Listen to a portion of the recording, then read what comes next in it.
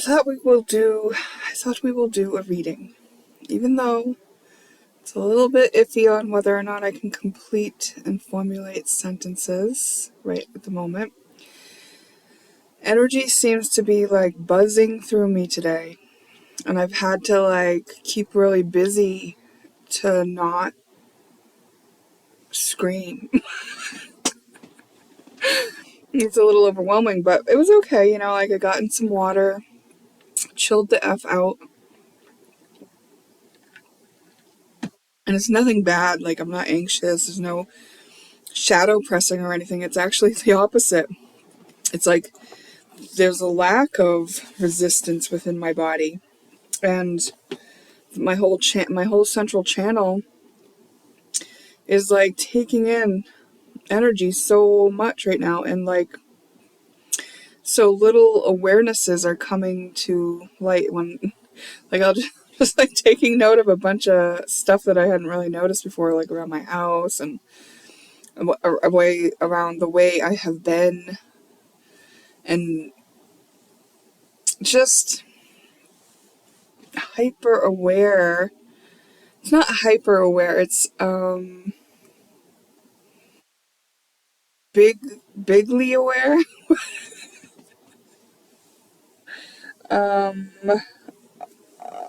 I don't know, but I'm also, for the first time, I've kept track of my menstrual cycle.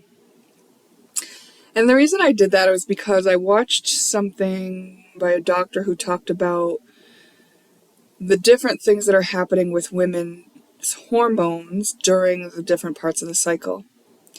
And when she talked about it, I thought, wow, it's really worth keeping track of that, because certain hormones are present at certain times, and these make women more susceptible to certain things.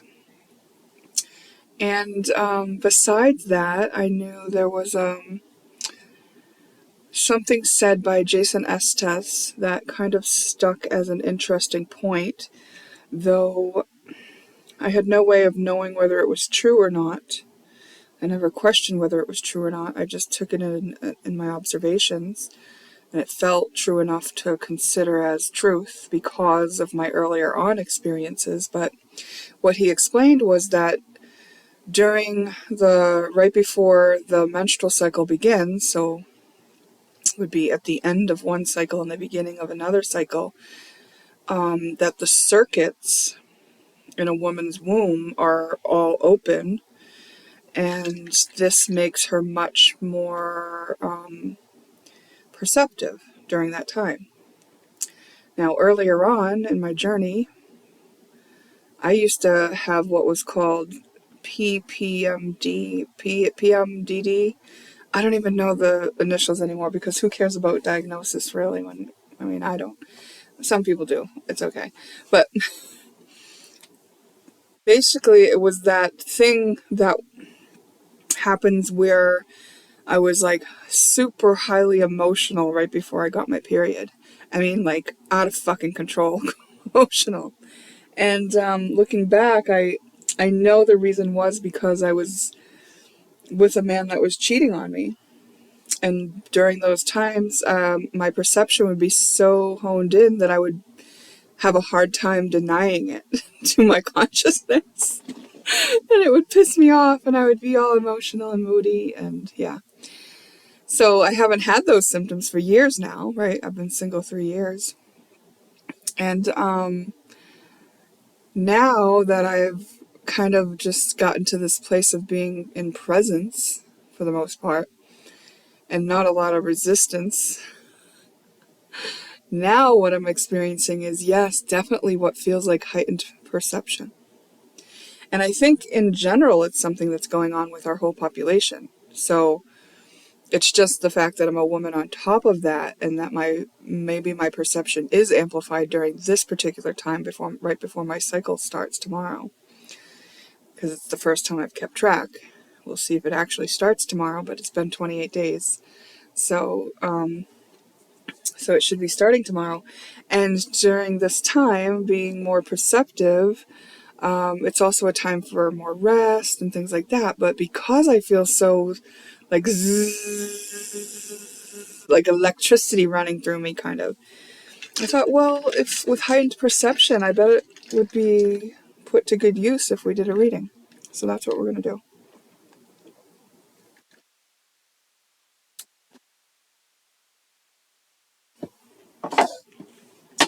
What should we do?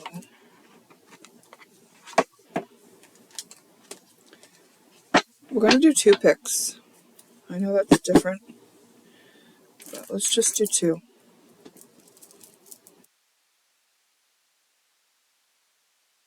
Pick 1, pick 2.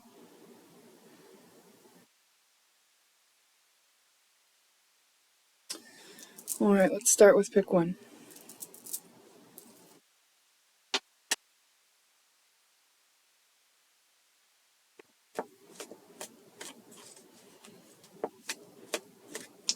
This is that super duper deck, so it'll take me a minute here to shuffle a little bit and get some cards to come out. Let's relax. Let's take some deep breaths.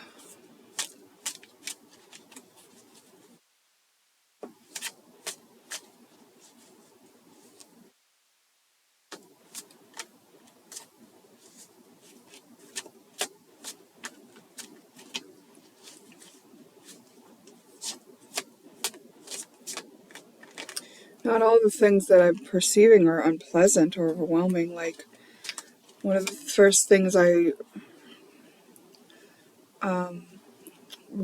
came to my awareness when I woke up this morning was like this thankfulness for my day yesterday that I had with my sons. You may not know, but I have twin sons who are now age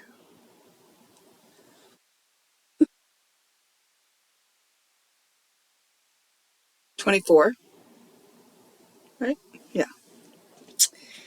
I have age 24 twin sons, so they are adults. And one of them lives about 45 minutes away, and the other one lives 5 miles down the road with my granddaughter. And so I ended up going to get my son that lives a little bit of a distance away and bringing him back to the area so we could all go to the beach together. And so it's quite a long day for me because of all the driving, but the time we spent together, my son wanted to grill out, so we did that, and I had packed lunch, and then I hung out on the beach watching my granddaughter play with some other kids, and spent some time in the water with her, and then went out on my paddleboard into the lake, and just spent time with my boys. And in the past of our lives, because there was so much trauma, there was a lot of tension, violence, fighting, arguing, passive aggressiveness, sarcasm. Just like I get tears when I think of it in the recall, because you know, they were definitely under the influence of their father. And when we spent time together, because that nature of aggression and violence and gurness and all that was just so offensive to me, was harsh to me, it was often very stressful to spend time with them. It didn't stop me over the years, but it was draining at times. But yesterday there was none of that. And I've noticed progressively getting improved, whereas my boys have evolved from being those angry, traumatized teenagers to these much more calm, peaceful, willing to take responsibility, kind, compassionate adults. And to spend time with them was so great. And I think I definitely have to give credit to, or some of the credit to, my granddaughter, she just turned 3.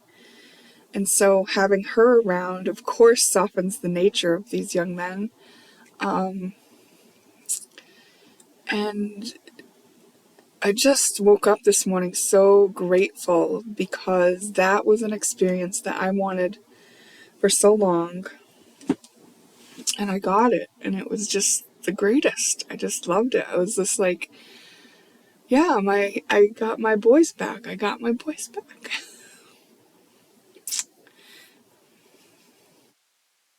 Yeah, it felt really nice. So there may be something for your reading about just noticing the evolution of people around you.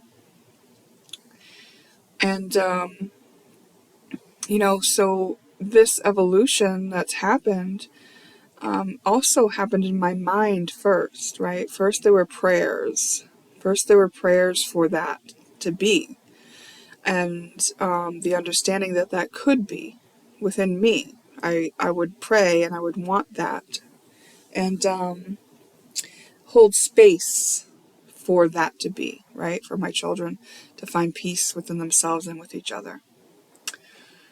And they just happen to be able to come into those spots, right? Of peace and calm. And it was because I held the spot for them to be that in my life. I wasn't focused on the violence or the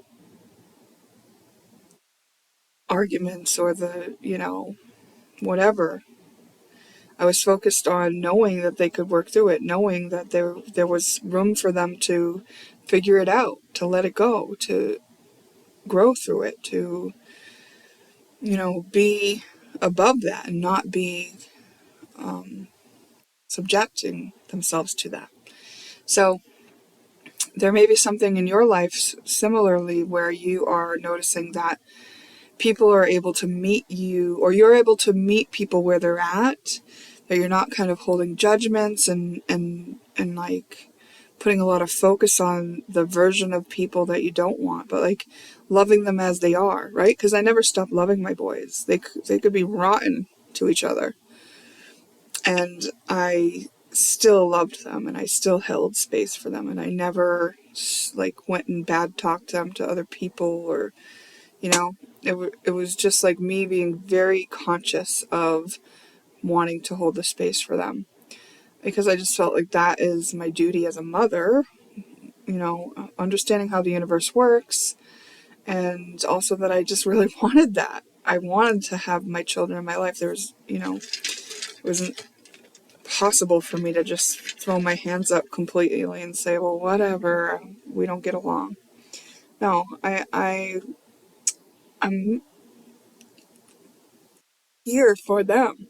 Not just for them, but they're they're part of my life. They're stuck with me, and I'm honored to have them in my life. So, you may have bonds like that in your life, that where there's just people that you're diehard for, that you are willing to hold the space, to see them through thick and thin, you know.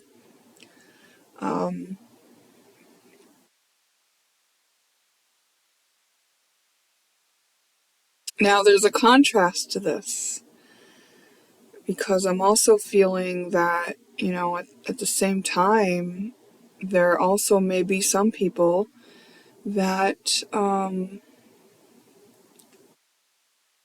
won't meet you there, that rebel against that, that go harder into the darkness in response to your shining a light, just being a light. And perhaps you're at a distance, that you can see that it's not personal, that you can see that this is just their process, that it's not, that you don't have to save them, that, it's just like, this is what it is, right? I heard the thought, like, you win some, you lose some, but it's not exactly that.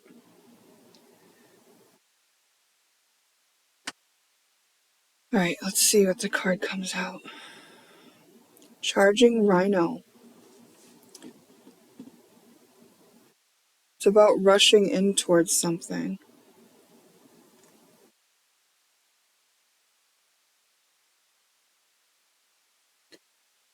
How do you stop Rhino from charging? Take away his credit cards.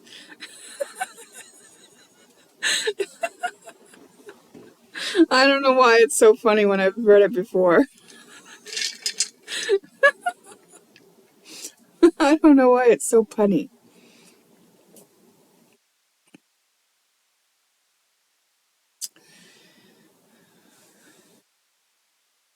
Essentially what I'm talking about, though, is sort of like taking away the ammunition.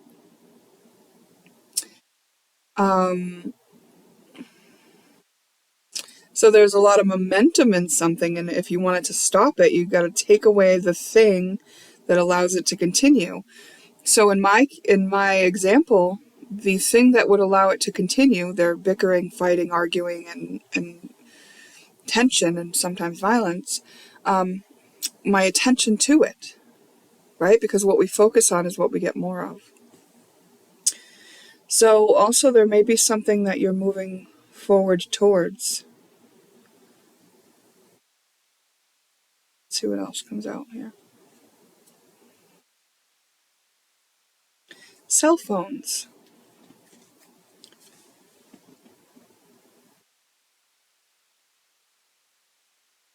Says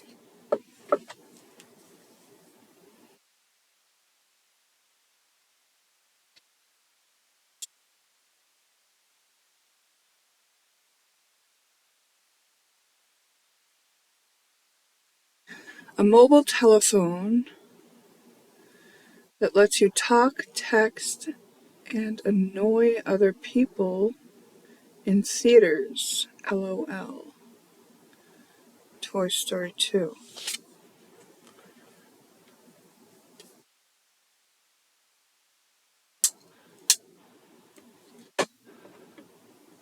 It's like there's an inadvertent side effect of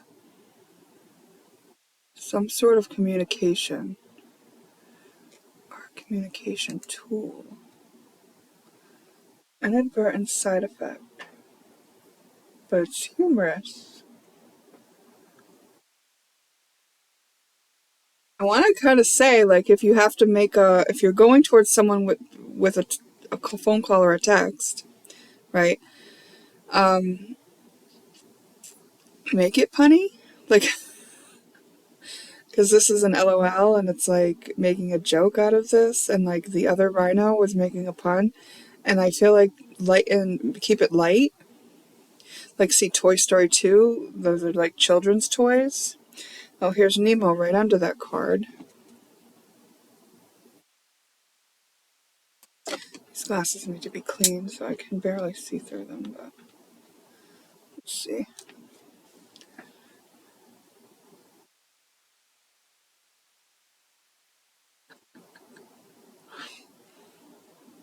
Maybe I need stronger ones or light.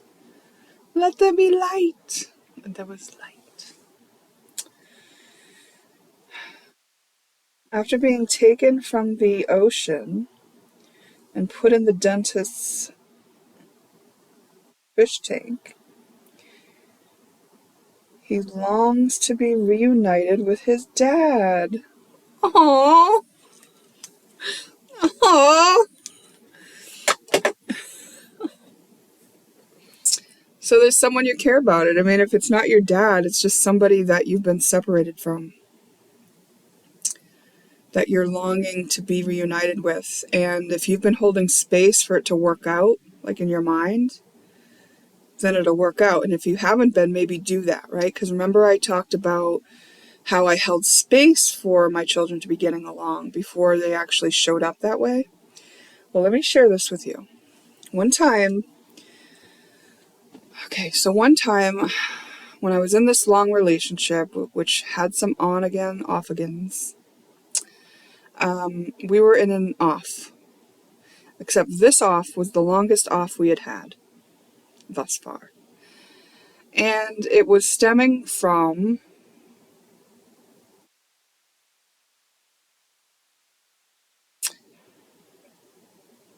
me getting angry at him. I don't know. He was probably being deceptive. But at the time, I was, yeah, not wanting to be apart from him, even though he was deceptive. So I was willing to brush that under the carpet after a while. But in the moment, I wasn't. And in the moment, I got really angry and I just told him off, like, probably like, fuck you, go fuck yourself, and then left. And then, so weeks went by and we didn't talk because, let's face it, I left. I told him fuck off. And he knew he had done something wrong. So, but back then I was just into the spiritual stuff, right? And I was being guided. And at the time, I was really feeling like I was being led back towards this man in this relationship. And I probably was, because I did end up healing a lot of stuff because of it. And I think it was a contract, and sometimes I wonder why we would be led into contracts that would break our hearts, but I kind of wouldn't want to change anything now, because the person I am now and the person I was when I began that relationship, completely different, and I love that I've shed so much because of that relationship. And it's, plus, far in the distant past now, so I've healed all the pain. But back then, I longed for that relationship to reunite. And I got the idea to do a soul retrieval on the portion of me that told him off that day. So what I did was I went into a meditation. I connected to time, all time and space, the limitless possibilities that exist.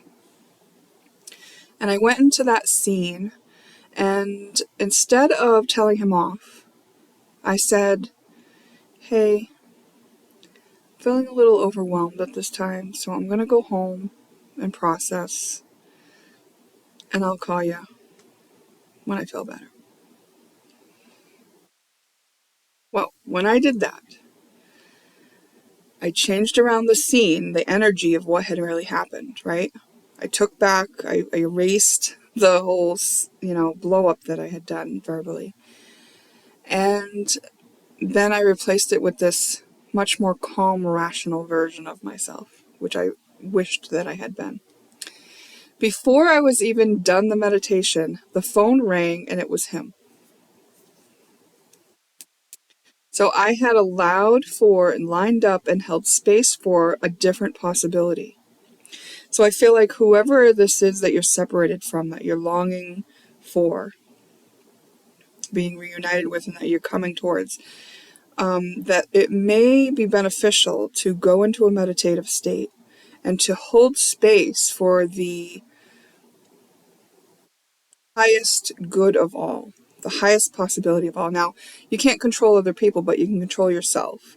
You can imagine yourself saying the things that you need to say from your heart, feeling uninhibited, or asking the right questions, or whatever. Like, I wouldn't suggest trying to control the other person, but you can definitely arrange a space and hold a space for, like, a container that would allow for the outcome that is in the highest good of all.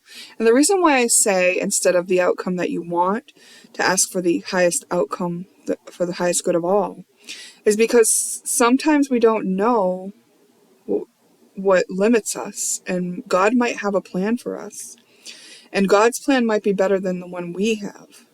So if you do have a preference, you can say it, but then say, or whatever is in the highest good of all, so that you won't, like, rule out what it is that's in the highest good of all. Like, if there's something that's better than this that I imagine, please allow that to be. You know what I mean? Because then you can kind of cover your back, because one thing I have learned about being in the relationships that I've been in is that, like,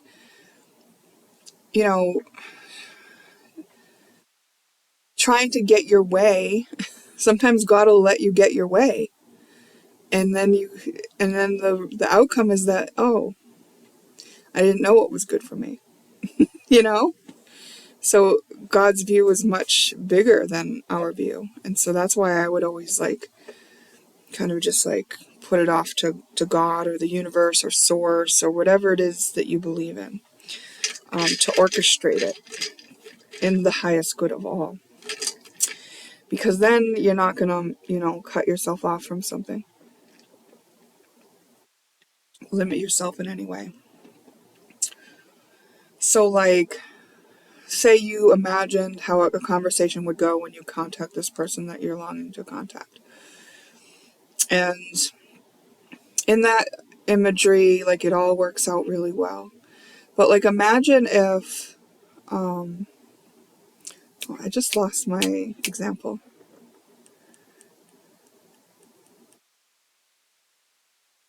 Oh yeah.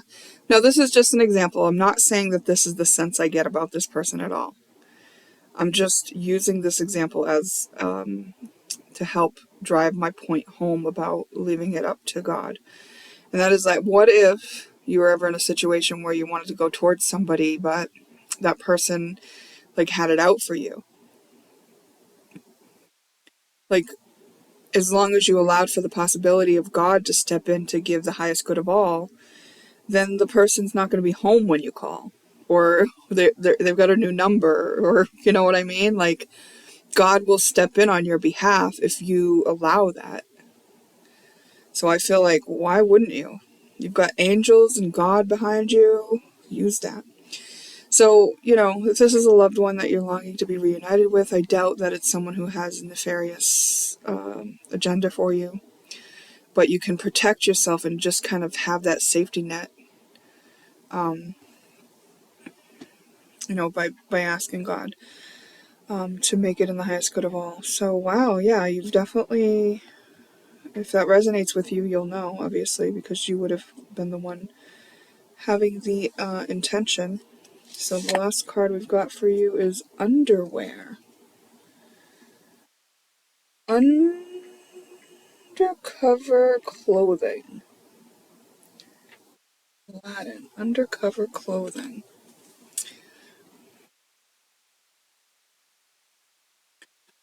So in this contacting this person that you long for, and that you're in separation from, this person that you're moving towards, there's some sense of feeling vulnerable.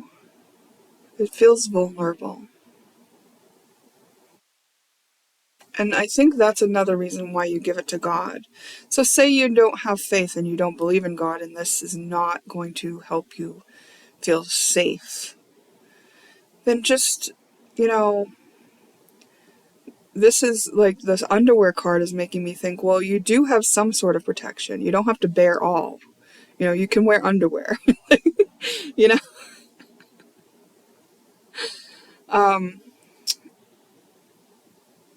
It's okay to protect yourself.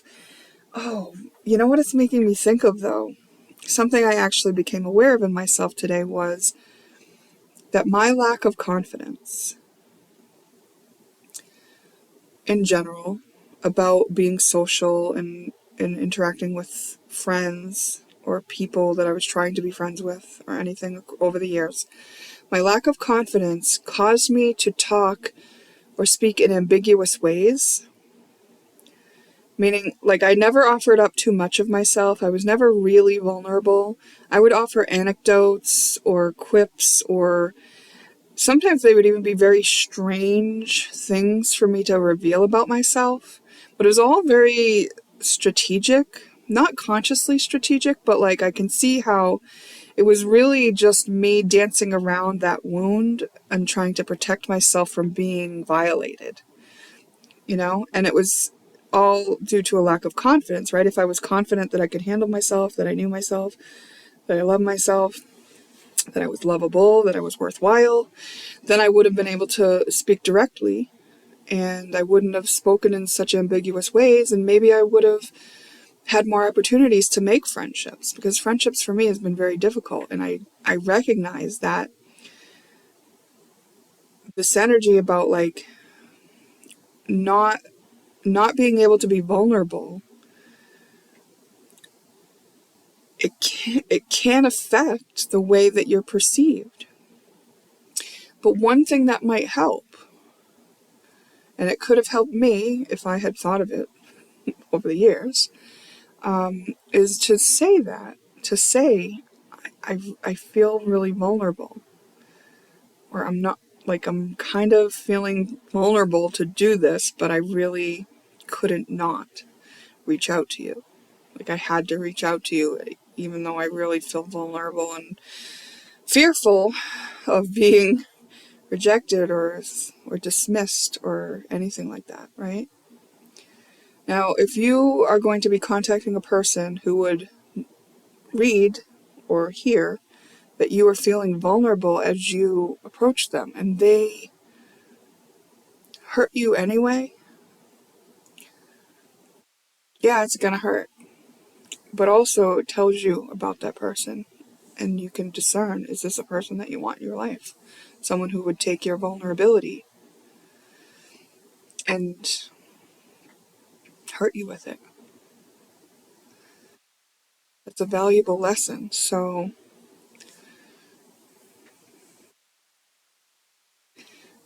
it's hard. You can't really get around being vulnerable, but I just want to really share that what I realized today was like how not being vulnerable really fucked me over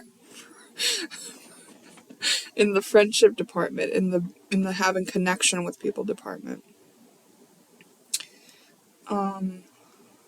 Yeah. I'm just feeling out if there's anything more of this message here. I mean, I kind of want to just say like what's coming through is like, it's like, well, being vulnerable is uncomfortable, and that's not in your comfort zone. And part of what you're tasked with right now is stepping out of your comfort zone. And there's degrees of vulnerability. You don't have to get naked in the first contact with this person, right? Like, you can be just vulnerable enough, like I was when I was saying, just saying that you feel vulnerable, just making the contact, right? I never did any of that. God, I'm just flashing to some messages that I'd sent this one person over the years. I got ghosted a lot, but I was just imagining how it could have gone different if I had revealed that I was feeling vulnerable. I don't know if it would have. You know, I could have still been rejected and ghosted and still had to feel the pain. But what I can say is I got through it. Like, I was present with my pain. I loved the version of me who was rejected and who felt not worthwhile and who felt sad because someone couldn't see her value or that she was worthy of their time or didn't feel like including her in their lives, or, you know, and all those parts of me needed my love. Not just because of that one person that I was trying to have contact with, but because those feelings that situation brought up for me were representative of feelings that I had not yet processed from earlier on in life, when I was rejected on the playground, when I was not invited to the party, or I was even told to go home one time when I wet my pants as a child at the neighbors. Sorry to laugh. It's really funny. I mean, it wasn't funny at the time. But I mean, right now I'm just laughing because it's just...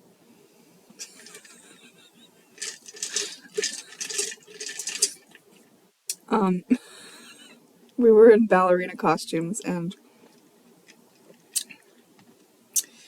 I wouldn't stop playing to go pee, apparently, and I ended up peeing my pants.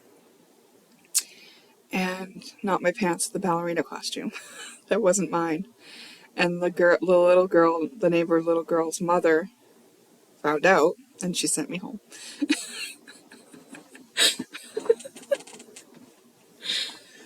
So,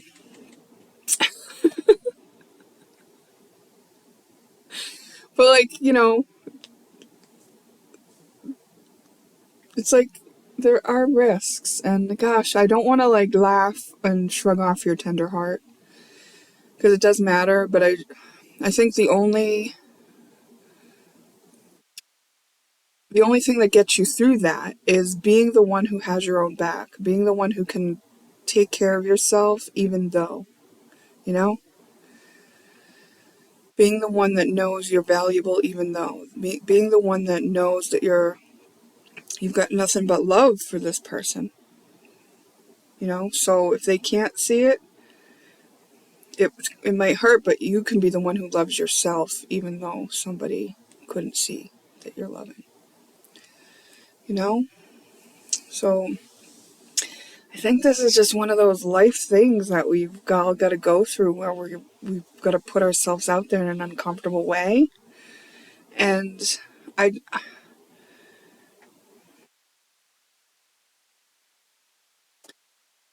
when someone overtly tries to hurt you when you're being vulnerable, sometimes it's just, you can't even be hurt by it sometimes. It depends on who it is, what you want from this person. Like if you were hoping to have a mutual caring friendship or relationship, that might hurt. But if it's just like, a mean person who has a big bark because they're very gooey and sensitive inside, it's not really going to hurt, you know what I mean? It's like when my brother is not wanting to be sensitive, so he says like a little smart ass comment, or makes a little bit fun of me, like referring to me as crazy or something like that. It's like, I can't be hurt by that. I know he doesn't have to say it, and I don't want to, I wouldn't even say it to him probably, but I know he's a little gooey mess in there. I know my baby brother loves me, so I can't really cry or be upset when he rejects my vulnerability or intimacy. You know what I mean? Like if I'm offering a look into my being, and in response to his looking into his being, that's intimacy, into me see. He doesn't like that. It's not hurtful to me. So what I've realized is another way to look at this is people who do reject us, people who run away, ghost us, they might be just protecting their own vulnerability. They might be protecting their own inability to be in that space with you. They might feel threatened that you would infiltrate a space that they don't want you in. It's a boundary. So if you take rejection or ghosting or anything like that as a boundary, even if it's done in a mean way, just know, like, you met somebody's boundary. It's valuable. It's a valuable piece of information, right? Because I don't want to, it took me a minute to catch on, but I think it might have even taken me till right now to realize that person, that didn't respond to my messages was showing me their boundary. I kept crossing it like an idiot, I was hurt. I was distraught, Not until I processed the previous hurts from my childhood of being rejected did I have a chance in hell of seeing that it had nothing to do with me. You know what I mean? So that situation of being ghosted by that person activated in me those old hurts from childhood that I hadn't yet processed through. Once I processed through those old hurts, now that's not the veil that I'm seeing life through anymore. Now when I look at that situation and I'm like, oh, I kept writing to that person, but they didn't respond. And I'm talking like 3 messages maybe. Like, And these are like messages spread over a couple years, just so you know. It's not like I was bombarding them at one point. But like over a 2-year period, I messaged 3 times, thinking, enough time had passed or whatever. But what I'm realizing now is, oh, that was a boundary this person did not want me to cross, and I didn't know it because I was looking at it through the lens of poor me. And now the poor me is all loved up and happy again. Now I'm going, oh, oops. Like, I really stepped in it. So I maybe looking at rejection as a boundary instead of something like about your meaning, about your worth. So that could be something that would be helpful to keep in mind when going towards this person that you're going to initiate contact with through the cell phone. In your underwear. So maybe you're doing it from the privacy of your own bathroom or home or, yeah.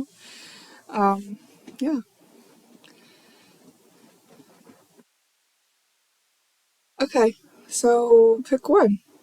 Interesting.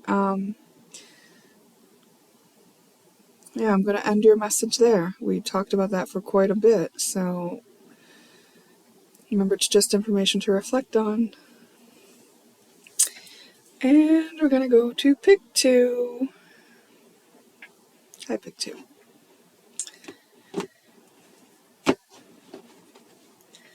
So, let's see what your message is. So I was doing a bit of like channeling in the first one, and I did use some cards as well. So I'm just kind of cutting the cards back and forth, getting into a meditative state a little bit.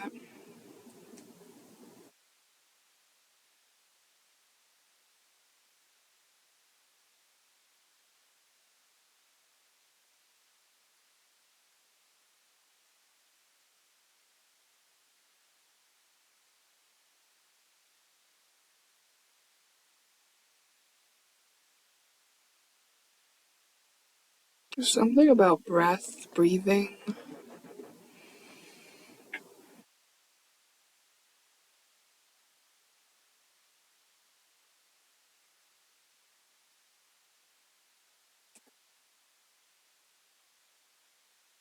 Feel tired. Wreck-It Ralph.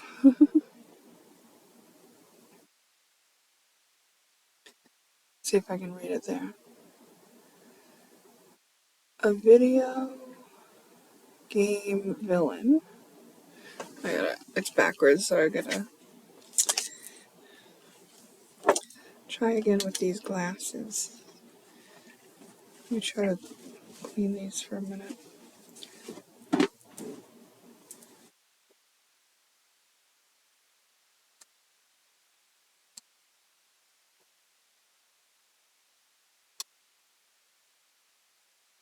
Thank you for your patience, pick 2.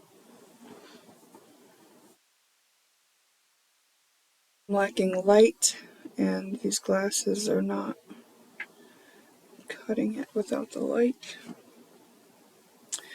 A video game villain, skilled at smashing things. Ralph abandons his game to pursue his dream of becoming a hero.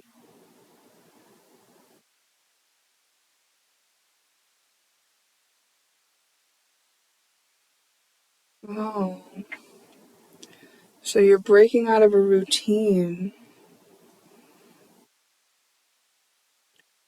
to pursue something of your dream. And it feels like there's a tower moment on the way out, right? So there's a tower moment, and it's kind of like you caused the tower moment. So like maybe when you do this, there's people around you or in your life that won't understand it, that may be affected.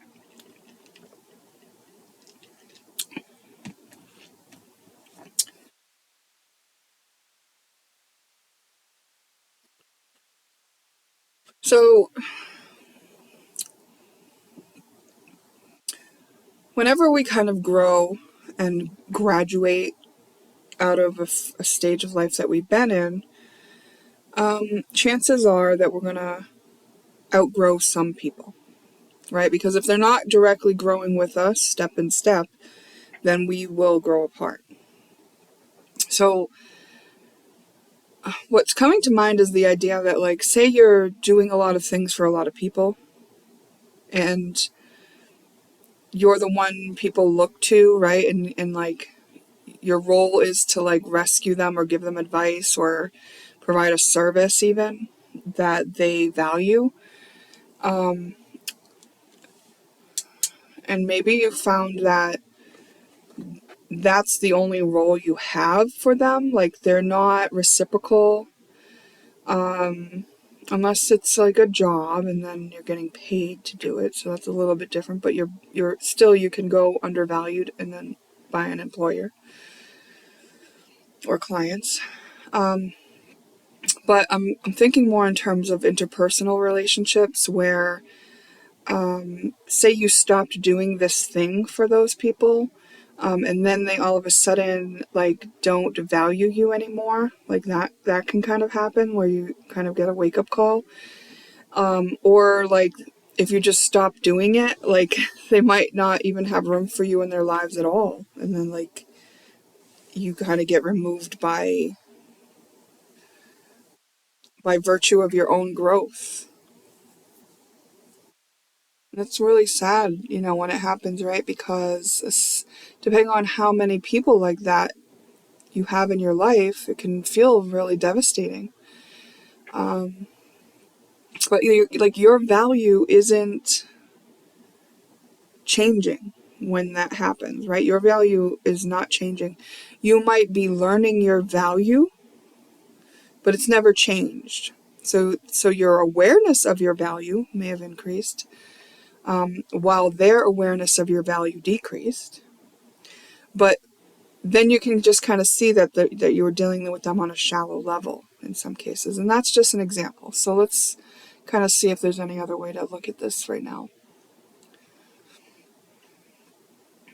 So there's a tower moment as you step out of a way of being, a habit, a ritual, a routine. You step out of a routine and an expected way of being. There's a tower moment, but you're heading towards your dreams. So when we look at the energy of the tower, it's like it's built on something that's not sustainable going forward. So that's what's crumbling. It's something that's no longer sustainable anyway. Whether it be relationships with people or role that you're in, a place that you live.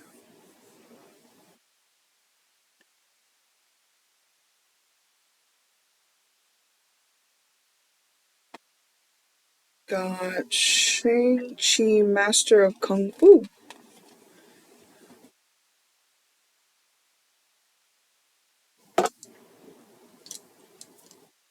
No. When martial arts comes into this, I have this feeling of like you can do this gracefully as possible. Let's see. Raised as a living weapon with superhuman martial arts abilities, Shang-Chi defied his crime lord father and became a superhero.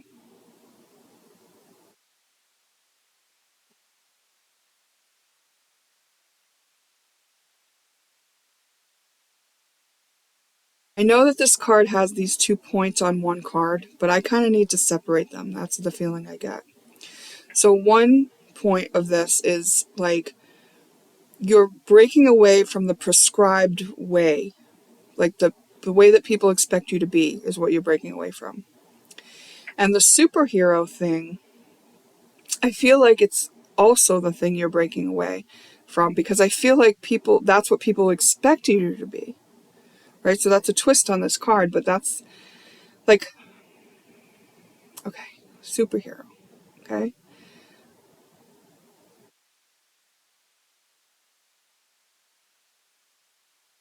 all these thoughts are coming about, like, if you can help people, you should. Oh, that's true. You should be giving from your overflowing cup, right? Like, don't let people take from you to the point where you're drained, and don't give of yourself to the point until you're drained. And know that this is not where your value comes from. Like, superhero has a risk of going into that trauma triangle of rescuer, persecutor, victim, right? Because you want to be valuable even when there's no victim. So your value is intrinsic, and maybe there's like this need for you to develop it outside of that role that you've been in.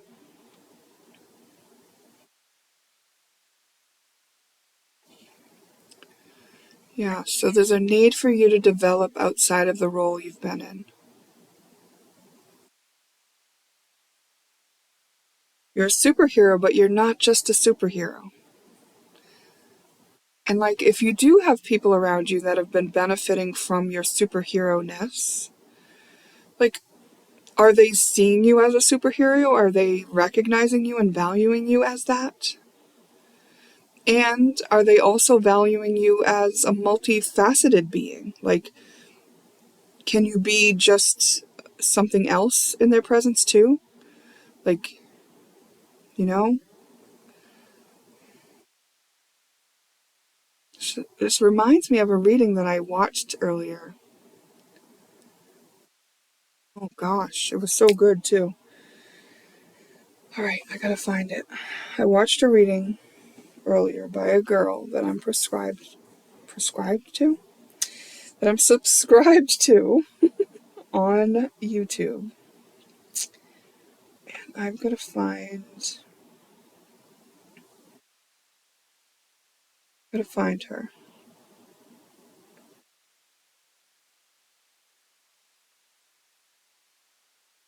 Subscriptions, okay. Here she is. Spiritualistic. And it ends in K. Spiritualistic is her.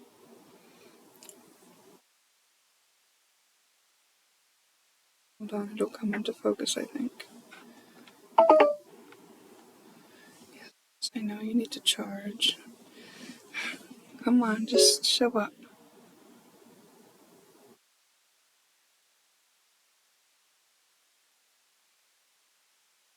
Do it.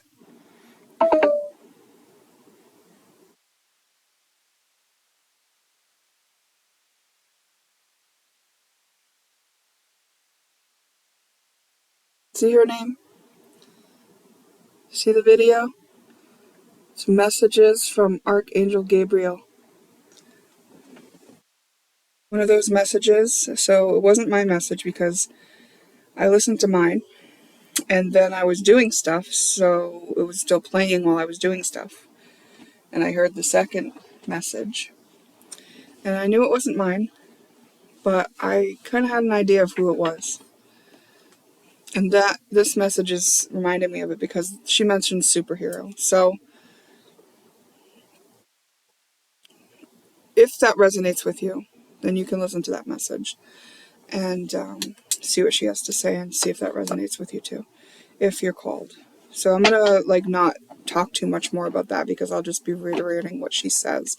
But so far, what we've got from your reading is that something's changing. You're breaking out of a routine. It may cause some what feels like destruction, but really is like the chaos is the space of creation. It's the space that you need to create something new for yourself, which is your dream, which is something that you've dreamed about, maybe had dreams of, or just something that feels like your heart is leading you there.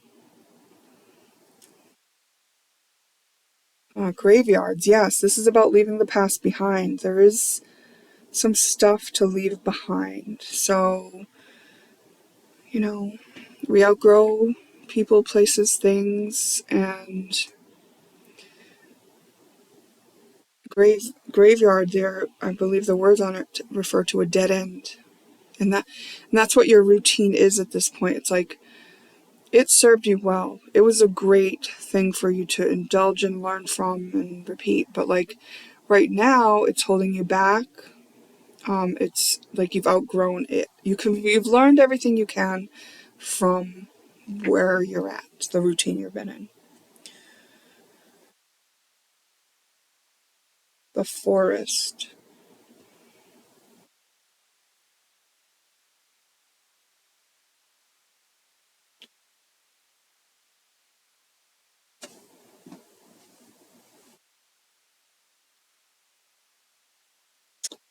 Sometimes it's hard to see. I love that as I'm squinting to look at the card. Because all the trees get in the way. Sleeping Beauty. And I'm gonna think of trees as like maybe you don't even know where you're going. Maybe you don't even know where this dream is leading you. Maybe it's you're being required to walk in faith, right, without being able to see. You can't see the forest for the trees. That's a saying, right? Like sometimes it's hard to see because all the trees get in the way.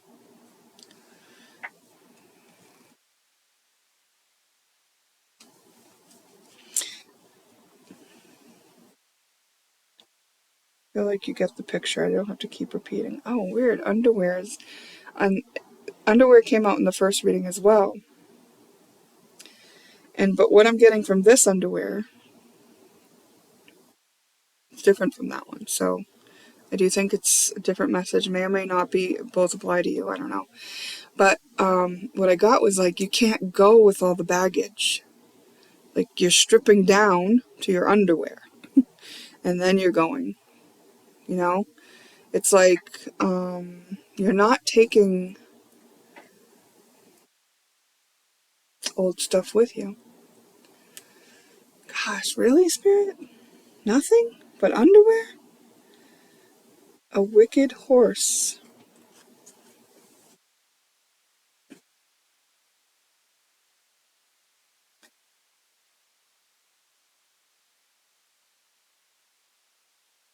And you thought pigeons made a mess.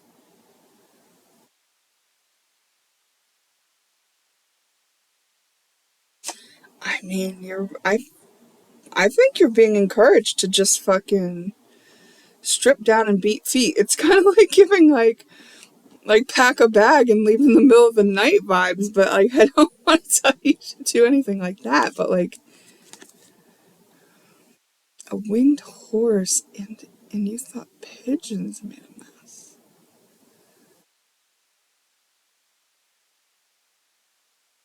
A Pegasus. And it's referring to the mess the Pegasus leaves.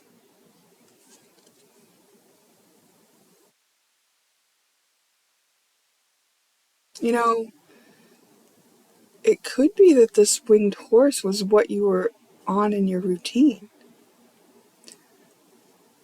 Maybe you.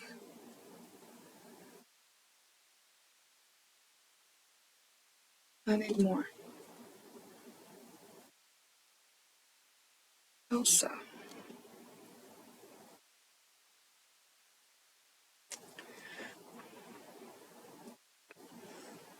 A princess with the magical ability to create ice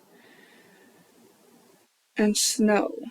She retreats from the world when she accidentally plunges her kingdom into eternal winter. Let it go.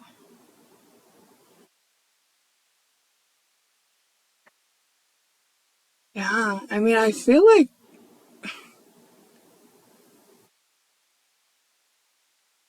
are you leaving something that you feel like will crumble without you? And,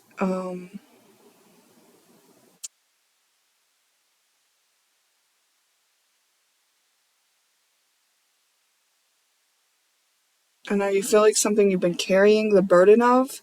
And are you feeling like it won't grow without you there or something like that? Are you taking on way too much responsibility?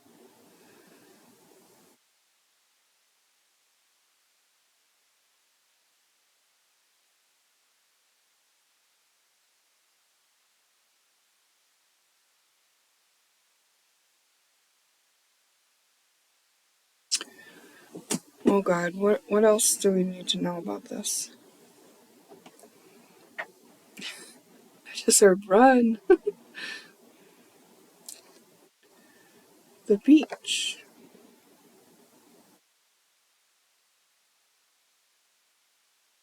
Surf, sand, and sunburns. That's quite a contrast to the frozen tundra that Elsa just led us into.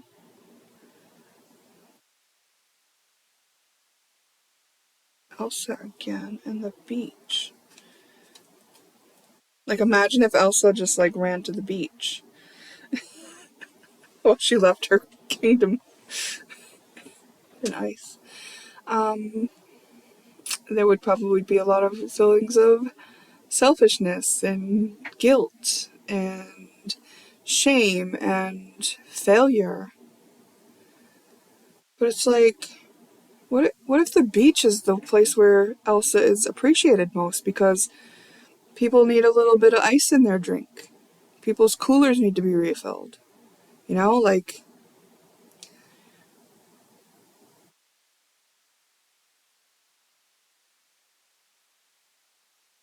the beach balances Elsa out.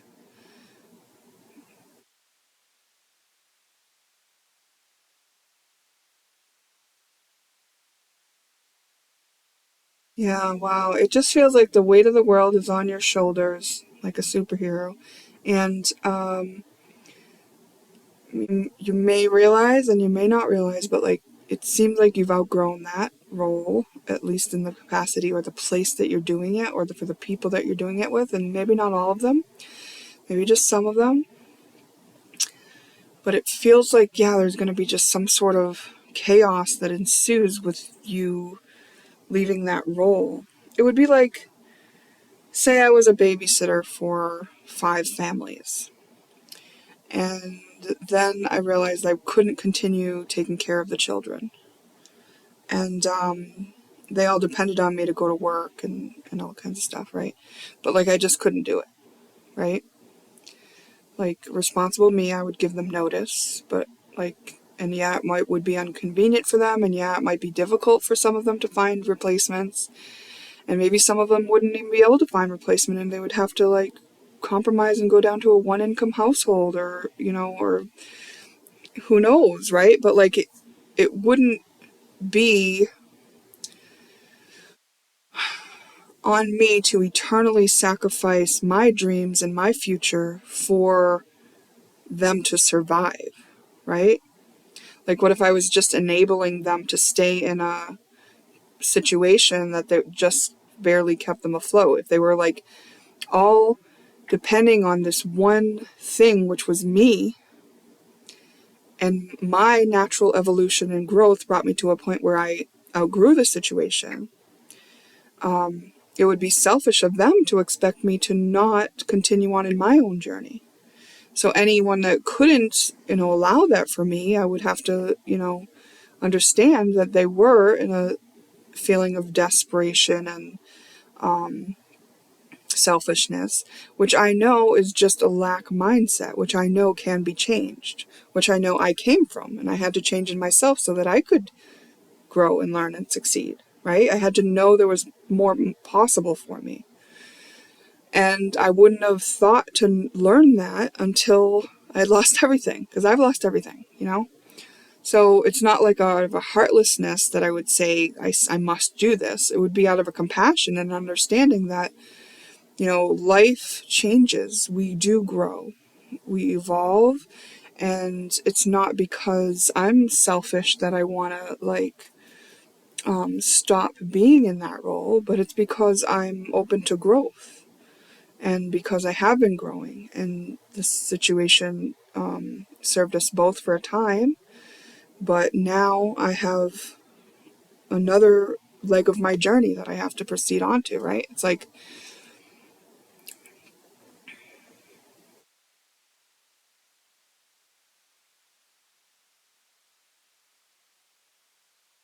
expecting someone to stay at a job they're good at, even if they don't want to, just because they're good at it, you know? It's like that's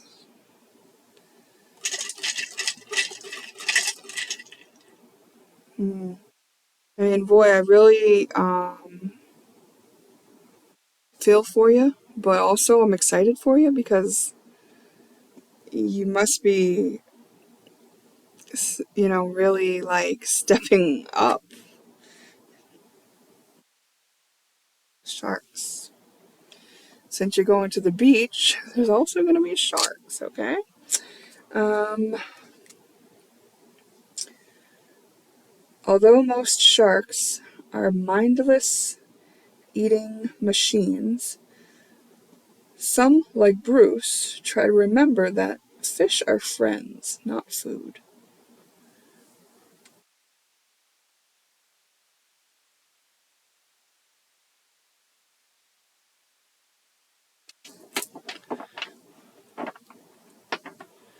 Yeah, I think it's just like saying, like, you can trust yourself to do this in the most kind, respectful manner for all. Like, I think you'll know that you're not doing things to hurt people purposely.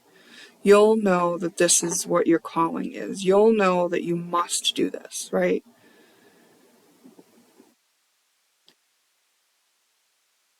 And maybe eventually people will see that too, and maybe they won't. But what are you going to do? Like, right, you can't just wait around and hope they see it and hope they say okay. Um,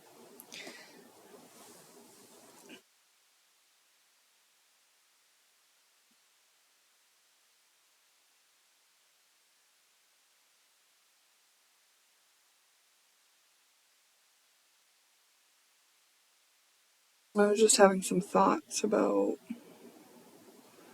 agreements and, so I would say, like, when you're leaving the situation, just honor commitments that you've made. Give ample, like, 2-week notices where appropriate and things like that,